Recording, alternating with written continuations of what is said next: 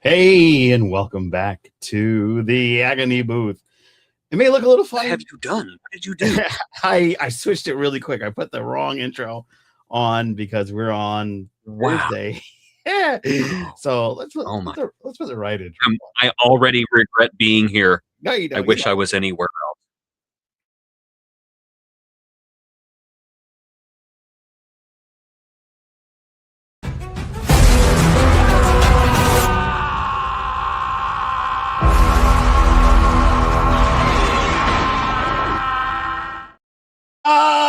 We are back in the Agony Booth.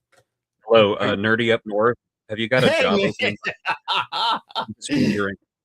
They hung up on me. That was rude. Oh my goodness. The accents were really nice. Okay. Anyway, what are we talking about? We are talking about probably something that I should probably change the background because it's more of a ecstasy booth. Yes, we're talking about these old scientists from Star Trek Strange New Worlds Season 2. Remember that one? I think yes, but why? Why, Joe? Why are we talking about those old scientists from Star Trek Strange New Worlds Season 2? Because that seems like an episode we should have already talked about, but we did not. We didn't. So tell me, Joe, why? Well, the reason why we're doing this is because there was the great strike of 2023, and it forced us to stand with the actors and just stop talking Trek. Well, no one forced us. We just did the right thing. That's yes, we just right. Did the right I never thing. said that we were forced. I just said we stood with them. We were like, we support you, and those wondrous things. That's what the things you do at those times. They're all like, "Who are you?" Yeah, pretty much.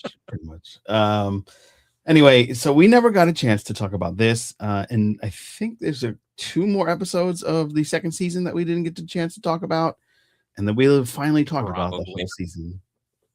This one's the only one that matters, though. Let's be honest.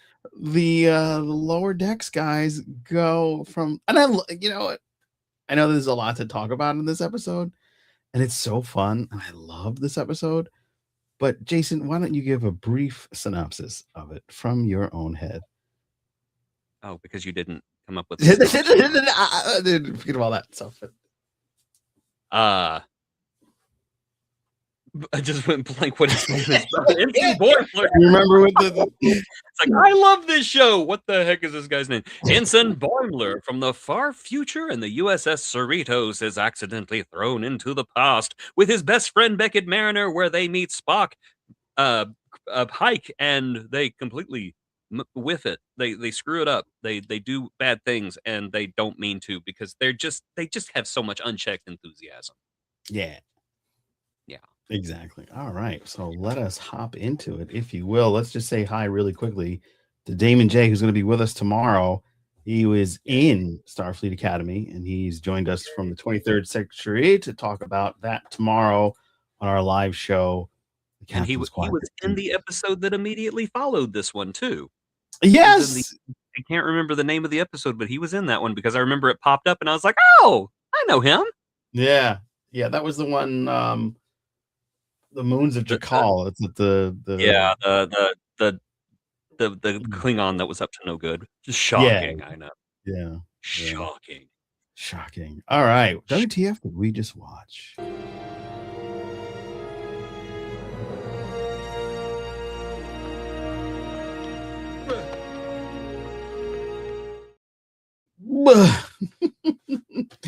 Still makes me chuckle all these years later. So, Jason, WTF did we just watch? Well, I like to think that the creators and writers of Star Trek got together one day and they said, hey, what if we did a crossover episode, but, and stay with me here, not make it suck? And that is the birth of these old scientists, or those old scientists. You got me doing it now. I'm calling it by the wrong name. Yeah. I remember whenever you did. T- You did. Rewind Oh. this whenever we end. You will see. You said it. This episode, I remember they were teasing a Mhm. crossover episode for like 6 months, and they wasn't going to tell us who it was. And we were thinking, oh, is Discovery going to meet Strange New Worlds? Are we going to meet somebody from Deep Space Nine? Are they going to go to Prodigy? What's going on? And then they were like, yes, we're going to cross over Strange New Worlds, and we're like, yes, and Lower Decks. Yeah, what? But on the other hand, yes, because Lower Decks, best of the new Trek series. I'm sorry, it is. It is my favorite. It is sorely missed. Yeah, they shouldn't have ended it at Y'all shouldn't have done it. Y'all whiffed it. You're just like, hey, we have this amazing show. It doesn't cost that much to make, and it's gone. Yeah. I don't know. So, because they dumb. That's all. Did it save them money? Losing so much money. I don't understand. Let's take our best shows and throw them away. Maybe that'll help. Anyway.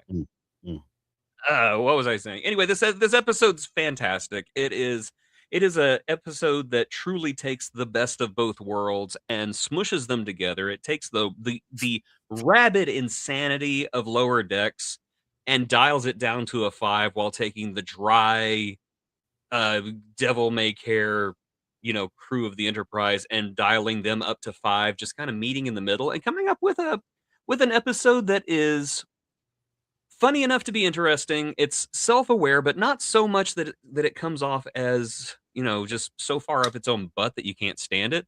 And it's just a special, wonderful episode full of surprises and fun. And if I have any negative thing to say about it, it is I really wish that Tindy and Rutherford could have gotten in on it too. I really wish they could have gotten in on it. Yeah. That would have been fun. I also wish that T'Lyn was there. Oh, was T'Lyn even on the Lower Decks at this point? I don't know. All I know is that we just spoke to Gabriella Ruiz, didn't we? That's why I brought it up. It was a like a plug. Show plugging something. My goodness, look at that. It's so organic, and it just came out of nowhere. It came out of nowhere. I had to get it from my phone, put it on my computer, and put it up here. So anyway, guys, ladies, gentlemen, everyone watching, if you haven't already seen, we got to speak with T'Lyn, and it would have been amazing to have T'Lyn in this episode because I think that would have translated really well. I'm sure Gabriella probably wouldn't want that hairdo, but we had a wonderful time speaking with Gabrielle Ruiz. You guys got to go and check that out. It's available now. Woo! So go ahead. If they could make the Mariner haircut work in live action, they could have done something. T'Lyn, I think. Yeah, that's true. But yeah, I mean, it's just okay. I don't know if this is a controversial opinion. Second best episode of Strange New Worlds. Second best. What's the first? And the first is I can never remember the name of this episode, but it's the one where you got the kid on the alien world and Pike saves the kid. Lift us where suffering cannot reach. Where suffering cannot reach us, or something like that. That's the best episode of Strange New Worlds, in my opinion. This is the second best episode because playing Alan Moraine.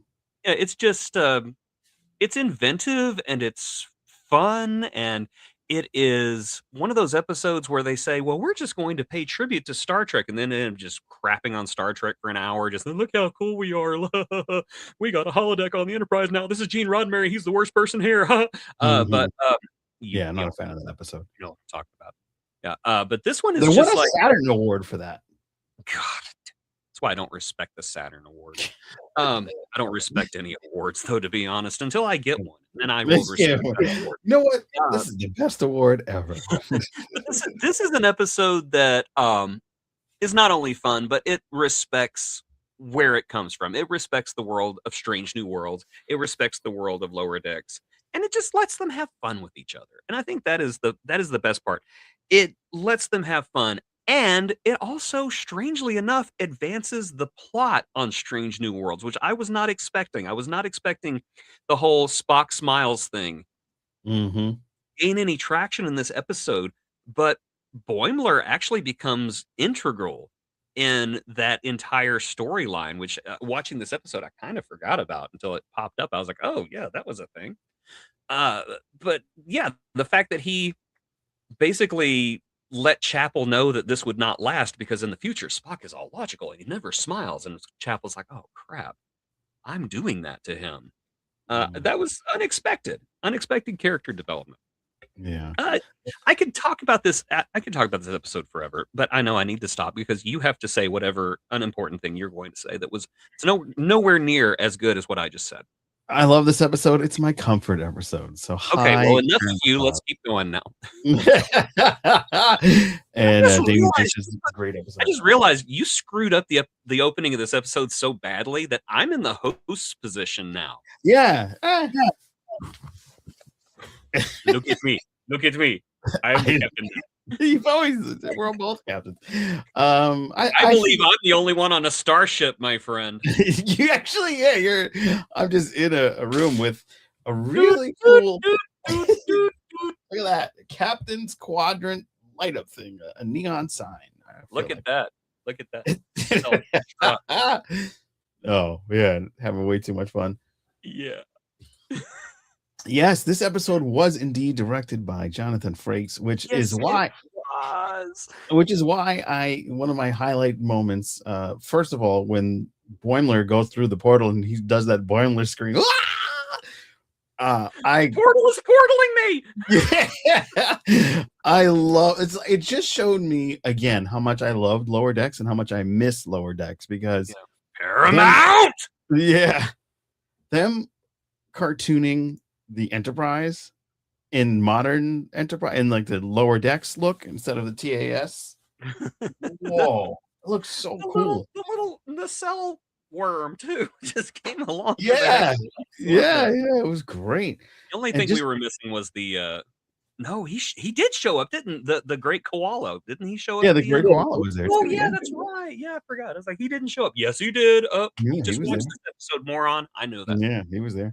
Another thing that I absolutely loved about this episode was when Boimler got to the future and he's walking down the corridor with Lon, yeah, and she's like, "Well, there's some of the rules. You don't want to mess up anything because you could mess up the timeline. And rule number 1 is don't change the past." He's like, "Oh yeah, I know that." And rule number 2 is like, blah blah blah. And rule number 3 is don't get attached. And he goes, "Wait, I don't remember that rule." Well, yeah, just because I've had experience myself. And he's like, "Oh, you went time traveling as well?" I was like, "Yeah." He absolutely had a crush on Una. Totally. Who wouldn't look at her? Yeah. I mean, it's Rebecca Romaine. Everybody does. That's kind of even probably have to. I mean, this is a fine looking crew. There's not one person that's like. Well, as somebody once said, my sexuality is the crew of Strange New Worlds, including the Enterprise. I think that person was you, as a matter of fact. Probably. It probably was. Yeah. Especially if it's a Himmer episode. Oh, there you go. Nothing like antennae. I'm ticklish. The beauty of this episode is all the little little Easter eggs that they throw, like when Boimler goes into Pike's room and he gets on the saddle and he lifts up his leg and he goes, "Riker!" I just thought that was fantastic. The fact that so Star Trek is not known for ad-libbing. You do not ad-lib, you stick to the script. Well, Jack Quaid and Tawny Newsome shows up. They're like, we're going to ad-lib anyway. And so Jack Quaid ad-libs Riker as he gets on the saddle in front of Jonathan Frakes. Isn't that amazing? Jonathan Frakes is like, brilliant! The episode. Meanwhile, the crew of Strange New Worlds setting off to the side going, what? You can't do that. That's not fair. Shut up, Anthony. It was fine. Yeah. I love how jovial but yet fun Tawny and Jack Quaid are as live action versions of the characters they represent. I kind of feel like they should do another time portal where these guys show up somewhere in Starfleet Academy, maybe, or whatever other future. episode that they could do because it's just so fun together. It And it would is really be cool if we got the entire crew in a live action scenario. great. Oh my gosh. Or at least give the other ones a chance, you know, get Yeah, get give Tundine and Eugene a chance yeah. and Gabriella a chance. Heck, Yeah. even get, I would love to see Jerry O'Connell as live action Jack Ransom. I just think that would And be he's buff now, so that would work. Yeah, just put Oh, blonde his hair. oh my gosh, he's always been a big guy. Yeah, so that would be fun. 2 comments. At the time, Frakes teased when he was in Toronto filming, I was hyped. I got booked for this episode and so bummed when he wasn't going Under the Cloak of War. And that's the episode that came after and the one that you think about. Yes. It was hilarious. Karen McLeod, 2026. It was hilarious when her real life husband calls her, Una, the finest woman in the fleet. Yes. Oh, yeah, because Jerry O'Connell is married to Rebecca Romaine. And yeah, Jack, Captain Ransom, he was Commander Ransom at the time, but he totally just like, ooh, numero uno. Numero una. She's the finest woman in Starfleet. If you really think about it, it's actually kind of sweet. It's very sweet. Yeah. Sitting there hyping up his own wife. Yeah. I also like that. I mean, I've seen stills where there's the animated version of the Strange New Worlds characters in Lower Decks, but I never saw that translated on screen. I was like wondering if that's like a cut or. Now what? No. What? Yeah, I'm pretty sure I've seen the Strange New World. I'm gonna pull it up. I'm gonna use the internet's Strange New Worlds cast animated. It was the very end of the episode. They were all right. That's what was it. Yeah, they were all animated. But like I thought there was gonna be where they ended up going on the other side, and then we would get our interaction with all the live action. I don't know about that, but that would have been awesome. Do a sequel episode. Oh my gosh! You know what? Strange New Worlds. You suck now. Let's do another good episode. Come on. I dare you. I dare you to do a sequel to those old scientists. You can call it These Old Scientists and just have like Pike and them go to the Cerritos, and it would be awesome. That way we get a good episode of Strange New Worlds for a change, and we get a bonus episode of Lower Decks. Let's just do it. I dare you. I don't think you'll do it. I don't think you can. He's like, I double dare you. I double dog dare you. Yeah. That would be kind of cool just to have them come back, and because they're doing a lot of like dancing into other sci-fi, like they're doing like the Buffy stuff. And no, I would say it's not really so much as dancing as stumbling, tripping, and falling on your face. Oh man. I mean, come on, Shuttle to Conforti was a lot of fun with the zombies and that badass Klingon, which he had that whip, that whole way they shot that. That is okay. The Kinfori episode is a textbook example of someone following the wrong character during an episode because it should have followed the Klingon woman from beginning to end. And at one point, she runs into Kirk and Mbinga, and she's like, it's humans to slow down the plot. She was great. I loved her. I didn't like anything else about the episode, but I loved her. Yes. Don't even get me started on that freaking 60s episode with a holodeck. Oh, I thought that was your second favorite. No. Bottom 12? Worst new Trek episode ever. Really? It's the worst one. Absolute worst. I think Starfleet Academy could do a panty raid episode and have it be melded with a flashback episode like they did with 50 Shades of Grey. And that's the wrong episode title. It's just Shades of Grey. Just Shades of Grey. There's no 50 involved. They could meld together a flashback 50 Shades of Grey episode and a panty raid. I would still hate that 60s episode of Strange New Worlds infinitely more because it was just that bad. Wow. It's time for a Tribble episode crossover. Oh, yes. Oh, that was a great episode of DS9. It was. Oh my gosh. But it was also like 30 years in the past by that point. They hadn't done a good crossover episode in 30 years. Yeah. That's a good point. Yeah. I mean, you think they could do something with Enterprise? Well, they kind of did. They brought back Jolene Blaylock as T'Pol and had her. Yeah, that's right. The multiverse episode. Yeah, they had more fun with the multiverse than Marvel did. They did, and they did it better than Marvel Way ever better did than too. Marvel, yeah. It is Like, hey, amazing. Marvel, this is how it's done. Suck it. Yeah, they got that one down pat. I would say, why would they do that? But I'll run it just because. But it's a great reason.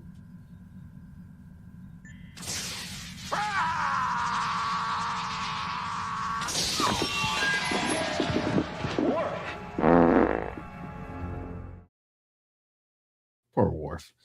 First the barrels, then the electricity from the the pylon. You just got to admit, though, I bet that fart felt really good. He probably, yeah. I mean, after all that electricity, it's probably the best feeling he had in a while. For sure. The reason why they did this is because it was anticipated that they could do something because they had some shows running around on the same time. So why not push the envelope and do something magical? And they did, and it succeeded. I love this episode. I do rewatch it a few times since it came on originally. I would say, I know I watched it when it premiered, and I watched it last year because I don't know. I was just upset that there's no more Lower Decks. I was like, oh, you know what? I can watch this one again. Jason, why would they do that? Well, why would you not do this? Yeah, Honestly, you get a good enough idea to cross over two properties that are so incredibly different, make it work. And it's like, if we don't do this, we are committing what could basically be an international crime. And right. they didn't want to go to The Hague, so they just were like, "Hey, you know what? Let's call it Tawny, let's call it Jack, and let's get them over here to Toronto, and let's film this episode." I mean, they saw an opportunity and they went for it, and I'm glad they did because, like I said, second best episode of Strange New Worlds, and certainly the most fun. Oh yeah, absolutely, absolutely. What was something that stood out to you that you didn't expect? Is there anything that like really you were shocked at? Any I shocking think moments? that the fact that they managed to make the Lower Decks characters so true to themselves and still have it translate to live action so well was what surprised me. And well, we got Mariner's big poofy hair that Mhm. that worked out. The Lower Decks uniforms, which I think looked really good in live action. Uh, they did not have to tone down their personalities. I mean, they literally popped out of the animated world and showed up on the Enterprise like they were just human cartoons. And they even remarked on it a couple of times, like, "Hey, have you noticed how everybody here speaks so slowly and deliberately?" Yeah. Making little things like that. Uh, and honestly, some of the funniest parts of this episode is whenever somebody else is talking and you just hear Mariner just kind of rambling in the background. Oh, is that Spock? Spock's kind of hot. Yeah, yeah, I did notice that with it. I didn't notice that the first two times I watched it, but I was rewatching it and I was like, "Is that Mariner talking in the background?" Like Yeah, I never picked that up they're before. just going on. And there's other things like the fact that they gave Boimler his purple hair and they just I never love that. mentioned why his hair is purple. I Yeah, would have think on any other show they'd be like, okay, but we have to explain that like his grandfather was a Qatarian or something. No, they're just like, yeah, he's just got purple hair. Who cares? yeah, They even duplicated the hairstyle so exactly that Boimler has the little indentations on his side, and they translated those out the same way. And yeah. you could also kind of argue that this is an Enterprise crossover because we get an itty bitty piece of the NX-01 in there. That's That's awesome. right. At the end, they Really had to fun. go. Yeah. Yeah. Um. But yeah, I mean, it's just there is I don't know how this worked. It should not have worked, and it worked amazingly. This is basically just Mariner and Boimler show up on the Enterprise. They're told not to touch anything, and they just rub their hands and butts all over everything. And I just love it. I love every bit of it. Yeah. Another fun thing in this was when Una and Captain Pike are walking down the corridor and they have his comm badge. And like, I think this is a way that they communicate. You just push it and then you start talking. And Pike's like, but I like the flip thing better. It's cooler. I Okay, love that. continuity issue. Oh, Pike already knows about the little tappy communicators. does Because he? Section 31 has them. Yes. Section 31 has them because at one Oh, point, that's right. yeah, In Discovery, yeah. And Discovery's getting pulled into the mycelial network, and Ash goes, Section 31, we need your help. And Pike goes, what the hell kind of communicator is that? So, Yeah. everybody's just the continuity on this show sucks. Continuity on Star Trek's always sucked. So whatever. I'm just here to have a good time. That's it. Mm. I'm just here to have a good time, not sit there and go, oh no, the continuity.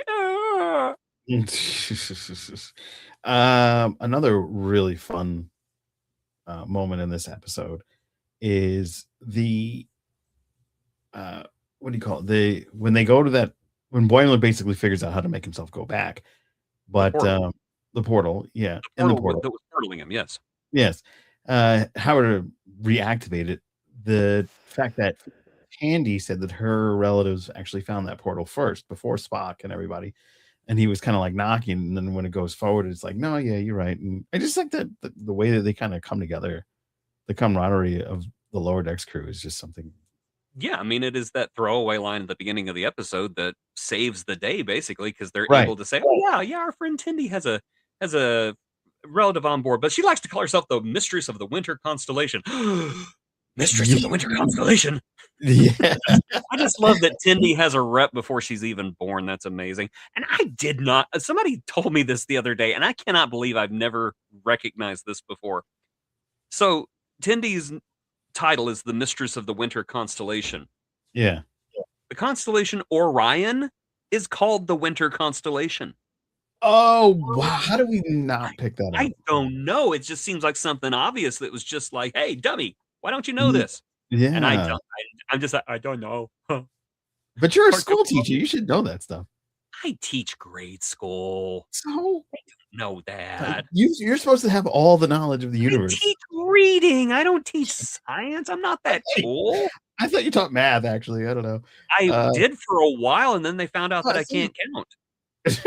Well, kids, 1, 8 times 8 is 12. Pi sine b. What's the Pythagorean theorem? Plus or minus 4? No.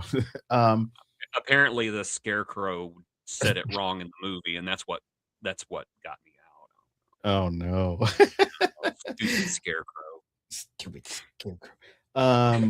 No, but just the joy of this episode was so much fun, and it's really hard to pick at anything bad.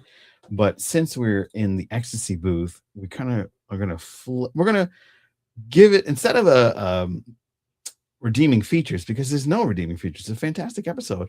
What was the missed opportunity?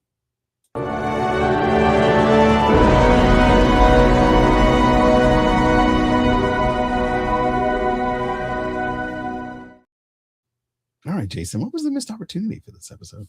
Well, I've said it before. I would have loved to have seen Rutherford and Tindy get in on the fun. At least even if it was just a short cameo at the end, like, hey, we're coming through to save you. Yeah. And then, like, I don't know, like they all got shoved through at the end. That would have been kind of fun. And of course, I'm greedy. I would love to have seen this be a two-parter and have the second part just be like the Strange New Worlds cruise on the Cerritos. That's what I was expecting. Yes, I was going to say that. I thought was the missed opportunity. They should have. I would have loved to see Captain Freeman just like completely fangirl out on Captain Pike or Commander Riley. That would have just been so funny. Or even Uhura. Just have Mariner and Freeman just like chick out together on Uhura. Oh my God, is that Uhura? That's Uhura. You're forgiven for breaking the temporal prime directive. Come here. Yeah. But honestly, that's about it. This episode is functionally perfect for what it is. It was written extremely well. It was touching in all the right ways. It really was a love letter from the future to the TOS era. And I thought it was fantastic. I really wish that we could see the Lower Decks buffoons just kind of show up elsewhere in the show. The fact that Tawny is writing Starfleet Academy right now gives me the sliver of hope that maybe somewhere, we'll have a holographic Mariner or something like that show up. And, that would be cool. Hey, losers! Hologram. Hey, losers, it's Meatloaf Day in the cafeteria. Don't eat that. I'm just kidding. That'd be amazing. I think I would love that. For me, I think one of the biggest missed opportunities there would be the obviously Gene and Tindy coming on, but also, having some temporal issue where they had to kind of get other, like kind of like how they did the multiverse in the later episodes in the last season, having something similar where they have to like peek into somewhere else and kind of get the information that way would have been kind of cool. Or even like speaking to Paul, the type of thing to kind of like, oh, you should get that piece from this section. I just to see some of those old familiar faces that would have been really nice to kind of get onto. Problem is we're just greedy. That's all. We wanted more. Yeah, we want more. We want to eat it up because it was delicious. Do you think that Frakes is part of the reason why this was so well done? Oh, absolutely. You know, our boy Yeah. Frakes, he's one of the best directors that Star Sorry, Trek has. Yeah. He sorry, I've just gotten really like stuffy all of a sudden. Uh-oh. That must be all the emotions. Because this episode was just so beautiful. But yeah, I think that I think having somebody who has not only a history for Star Trek but also a great love for it really helps. Plus, Jonathan Frakes just has a good eye for shot composition. He's really adapted very well to new Trek and its visual style, and I actually think he has improved it in many ways. So yeah, definitely Frakes did some of his best work with this episode, I think. Oh wow. Karen has a great missed opportunity. Freeman looking at a history slide, seeing Mariner. Oh, that is so spot on. Her going, what did you do? Yeah, that would have been very cool. Very good point. I like the pan of the camera when Boimler goes on the bridge the first time. That is very cool. I totally did not just blow my nose now, by the way. No, of course not. You're very classy, man. We know you did. That would have been fun. Just having Freeman going through an old history book or something goes, Mariner! Yeah. You were with Uhura? What was she like? Yeah, that would have been fun. I did like the animated look at the end, but like you said, I thought it would have been really cool if they would have kind of done a two-parter and they went to the other side. But I think we're gonna have a great opportunity to see these guys maybe in Starfleet Academy, where we would really appreciate it, and our boy Jace would be like, God, please, no!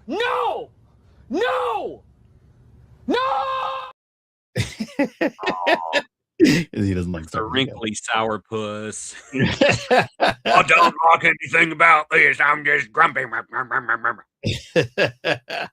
if you want to go and check out, I agree with him, so though it makes me so angry. Okay, anyway, what were you saying? What's that? What'd you say? I said it makes me so angry when I end up agreeing with him, though. I'm like, how dare you make me agree with you? He's good for that. We're going to be agreeing on the next one, though, so it'll be a good one. You were gonna. It'll be a feisty one. Yes, it will. Next week will be feisty. We're gonna fight. Yeah, it's gonna be good. So be sure to join us tomorrow at 9 p.m. and go check out your channel, Jason Regaston channel. Yes, and see him grump it up about Trek. Yes, old man yells at Trek. Old man yells at Trek. Definitely old, definitely yelling, and it's definitely Trek. Yes, and he's a man. I haven't watched it yet, and I don't know if I'm going to because I just don't have that kind of time. But I'm told it's not nearly as horrible as you think it is. The episode or him? Him. I'm just like, okay, you know what? Impossible. It has to be as bad as we think it is. And we're talking about him again. No.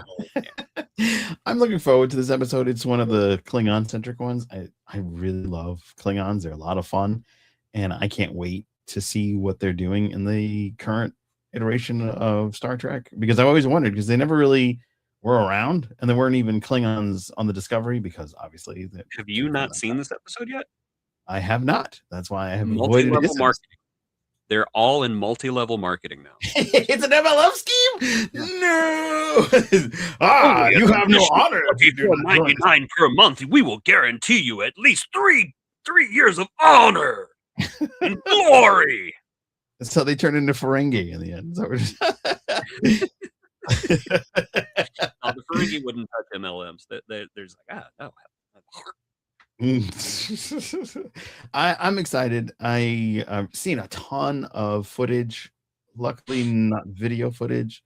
I've had to unfortunately just populate us in other groups and avoid a lot of the stuff in those groups because I didn't want to see what happened in this episode because I knew they would kind of like drop the T, and now I'm going to be like, no, I don't want to know what happened.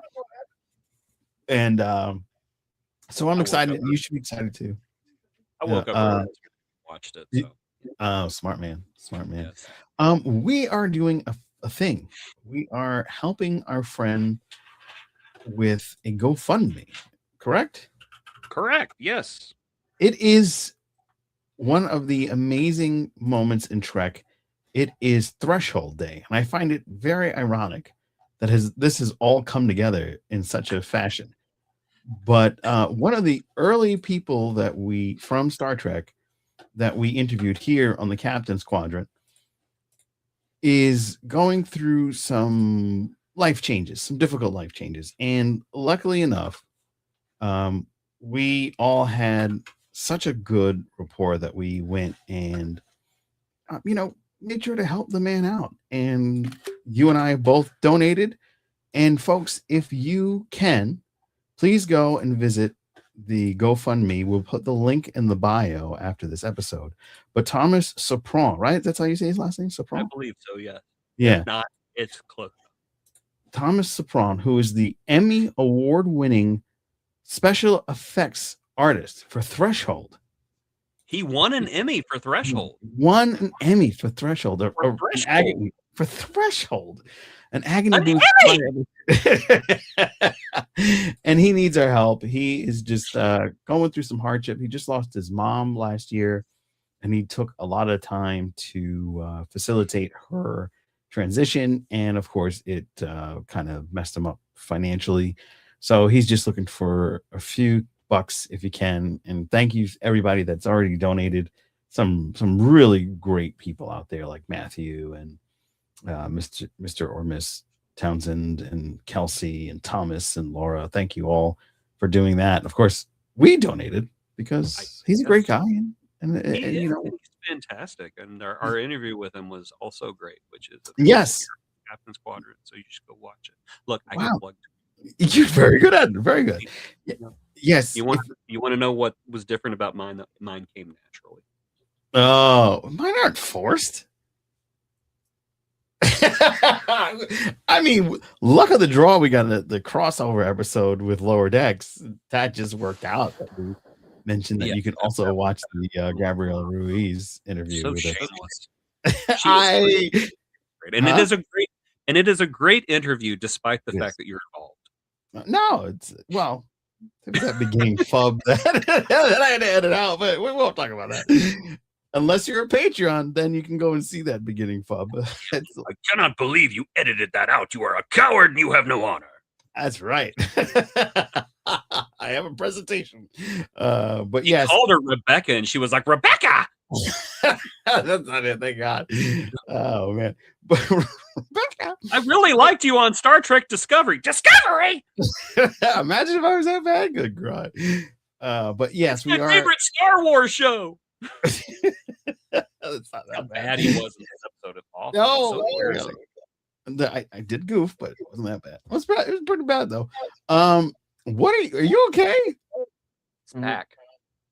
Oh, I thought you were like literally fighting something. If you want, if you want to see the FUB and a lot of special other features, including special hellos and thanks videos, as well as we're doing a Starship ratings on Patreon only or on our website, captainsquadrant.com. You can go in that QR code that's above Jason that he's violently fighting against. You scan that and you can become a patron. At the $2.99 level, you get access to so many wondrous things. No, a QR code tasted like that. Like earwax. You can get you get stickers, you get so many perks. It's worth it. It's a lot of fun. And for $2.99, you'll end up in our outro video, just like the other fine folks that are coming up at the end of our outro video. Indeed. It's worth it. Indeed. And you get a live thank you from the two of us, which is amazing. I did not consent to this. Yeah, you did. We've done several of them. We've done 6 or 7 of them. No, it's true. I count them. I don't believe you. You have Jaden no. Crag voice, by the way. I do not believe you. You go slow. I really like the taste of spam. Oh, that is without Silly honor. rabbit. Tricks are for kids. Man, now you You just having have fun. no honor. So that is going to wrap it up for this week's episode of the Agony Booth. Now, next week we won't be doing an Agony Booth. We are diving into the wormhole. Wormhole. What are we doing? What What are we're we doing? doing X-Files, The Host. Season 2. It's the I don't remember that one. I'll have to Ooh. look. I remember the title. I don't remember what it is though. So I have to look that up. It's a Jersey episode, which is great because our patron, a Jersey citizen, Ames, she requested that as the wormhole episode. And if you can join the wormholes at the Paragon level. That's the one where Mulder and Scully cross the bridge. Well, we're in Jersey. Clunk. They actually have to go in, they have to go in the sewers. So it really becomes Dirty Jersey in that one. So, but yeah, join us next time, not next week, the week after. We'll the one with Eugene Victor Toombs, the guy who ate their livers. Oh, is that what that was? I don't know. You just said Jersey and sewers, and I'm just like, interesting word combination, but also, is it that episode? I'm just kidding. Jersey's fine. It's my favorite place to fly out of. Oh, geez. Just happens to be my home now. Thanks. And it's going to be a lot of fun. Eddie's on the ground next to him going, when he comes back, kill him. Let me do it. I will enjoy it. Yeah. Don't wait for the translation. Answer the question now. Yeah, exactly. We're going to have a lot of fun. His buttocks again. The sweet, sweet taste of that sweet ham between my teeth. So it's going to be a lot of fun. Thank you so much for watching. Dog bit me on the butt, in case you're wondering. Like, literally, his dog is like this big. Leaped into the air and grabbed one of my magnificent glutes and held on. He didn't hold on. He didn't hold on. He jumped up to slowly guide you to your bed for the evening in our guest room. That's what happened. You and Jace, he guided both of you gently. Little push, yes. little teeth push. Your dog is Satan.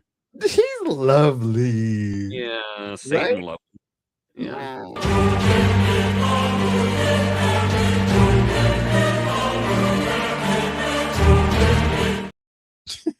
Yeah, that has not been doctored at all. That's actually my blood. That's just a picture. That's literally how he looked.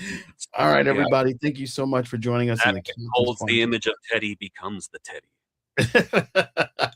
We had so much fun with you. Thank you so much. Be sure to like, share, and subscribe, of course, and do all those wonderful things. It helps us. It helps promote the show, the channel, and brings us more Agony Booth. We'll be back in a few weeks with another episode of the Agony Booth. We'll spin the wheel offline. It'll be a lot of fun. We'll put that out. I have a request, by the way. You have a request? I do, yes. Okay. I want an episode added to the Wheel of Agony. Oh, okay. Because I did a deep dive into this episode, and I had to watch it 3 times. That's right. Yes, go ahead and check out his deep dive. It's not out yet. Oh. It will be out next Thursday. It's the next episode of Jason Watches Star Trek. I'm going to be looking. Sorry. I'm going to be looking at Encounter at Farpoint. I want Encounter at Farpoint on the wheel, and I want it on there now because I should not have to be the only one to suffer through it. Wow. You didn't like it? I thought that was a fun one. I don't remember. It's been years. I don't know why you don't remember it, because it's like coma inducing. Wow. It is terrible. But yes, please check out Jason Watches Star Trek Encounter at Farpoint, premiering next Thursday. No, next Wednesday. Day earlier. Next Wednesday on my channel. Jason Watches. All right. So be sure to do that. Well, and be sure to subscribe to this one.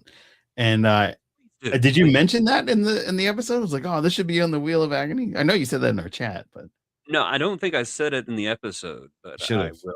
I should. But you could just add it real quick. Just quick edit. No. It's masterpiece the way it is. That would be like adding a mustache to the Mona Lisa. I'm just not going to do it. Sorry. Or digitally removing a mustache from Superman? No, I said masterpiece, not disaster piece. All right, guys. Thank you so much. Do you bleed? Oh boy. Bleed? Oh, This God, cost $20 million. they removed my mustache. Can you believe that? They couldn't just wait. No, they needed their bonuses by Christmas. Yeah, that's right. Wow. That's right. It's all about that Warner money. Brothers It's all about it, really. Yeah, Warner Brothers sucks. sucks. So thank you for listening. If you're listening to our podcast, Sarah, a big shout out to you for commenting. I can't wait to hear what you think about this. So, and we'll be back with more classic Trek. And next month, towards the end of the month, we'll be chatting with some more folks, and that will be published then as well. And we got a lot of great stuff lined up this year. So be sure to subscribe. Don't touch that dial. Stick around. Like the video. Give us a rating if you're listening to us on Spotify or Apple iTunes. 5 would be fantabulous. It would be logical to give us a 5 rating. Take care, everybody.